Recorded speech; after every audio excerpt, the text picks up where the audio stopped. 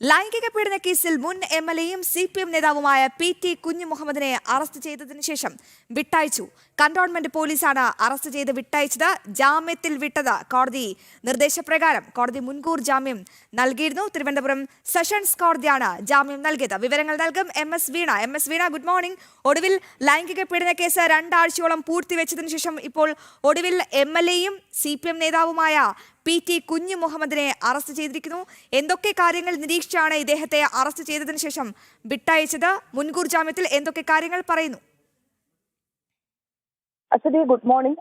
ഈ ലൈംഗിക പീഡന പരാതി നമ്മൾ ഏറെ ചർച്ച ചെയ്ത വിഷയമാണ്, ഏറെ വിവാദമായതുമാണ്. ഈ ഒരു കേസുമായി ബന്ധപ്പെട്ടാണ് ഇപ്പോൾ ഏറെ ചർച്ച ചെയ്ത വിഷയമാണ്, ഏറെ വിവാദമായതുമാണ്.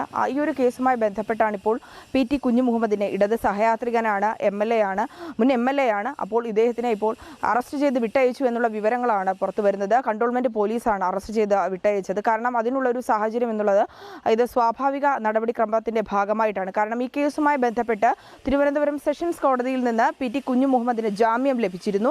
ആ ജാമ്യം ലഭിച്ചതിന് ശേഷമാണ് പോലീസിന് മുന്നിൽ ഹാജരായത്. കഴിഞ്ഞ ദിവസം ഹാജരായെന്നാണ് നമുക്ക് മനസ്സിലാക്കാൻ സാധിക്കുന്നത്. കൺട്രോൾമെന്റ് പോലീസ് സ്റ്റേഷനിലെത്തി ആ ജാമ്യ അപേക്ഷയിൽ ആവർത്തിച്ച കാര്യങ്ങൾ തന്നെയാണ് PT കുഞ്ഞുമുഹമ്മദ് ഉദ്യോഗസ്ഥർക്ക് മുന്നിൽ ആവർത്തിച്ചത്. ഇതൊരു കള്ളപ്പരാതിയാണ്, താൻ തെറ്റൊന്നും ചെയ്തിട്ടില്ല എന്ന് ആവർത്തിക്കുകയാണ് ചെയ്തത്. കോടതി മുൻകൂർ ജാമ്യം നൽകിയത് കൊണ്ടാണ് പോലീസ് വിട്ടയച്ചത്. ഈ കേസുമായി ബന്ധപ്പെട്ട് നമ്മൾ പരിശോധിക്കുകയാണെങ്കിൽ പരാതി ലഭിക്കുന്നത്, അതായത് യുവ സംവിധായിക പരാതി നൽകിയത് മുഖ്യമന്ത്രിക്കാണ്. IFFKയുടെ സ്ക്രീനിങ്ങുമായി ബന്ധപ്പെട്ട് ജൂറി കമ്മിറ്റിയിൽ ഉണ്ടായിരുന്ന ജൂറി അംഗങ്ങളാണ് ഈ PT കുഞ്ഞുമുഹമ്മദും ഒപ്പം പരാതിക്കാരിയായ യുവ സംവിധായികയും. ഈ സിനിമകളുമായി ബന്ധപ്പെട്ട് ചർച്ച ചെയ്യുന്നതിനായിട്ട് തിരുവനന്തപുരത്തെ ഒരു സ്വകാര്യ ഹോട്ടലിൽ താമസിച്ചിരുന്നു. ആ ഹോട്ടലിൽ വെച്ച് PT കുഞ്ഞുമുഹമ്മദ് യുവ സംവിധായികയുടെ അപമര്യാദയായി പെരുമാറി. തുടർന്ന് ഇതുമായി ബന്ധപ്പെട്ട് മുഖ്യമന്ത്രിക്കാണ് പരാതി നൽകിയത് യുവ സംവിധായിക.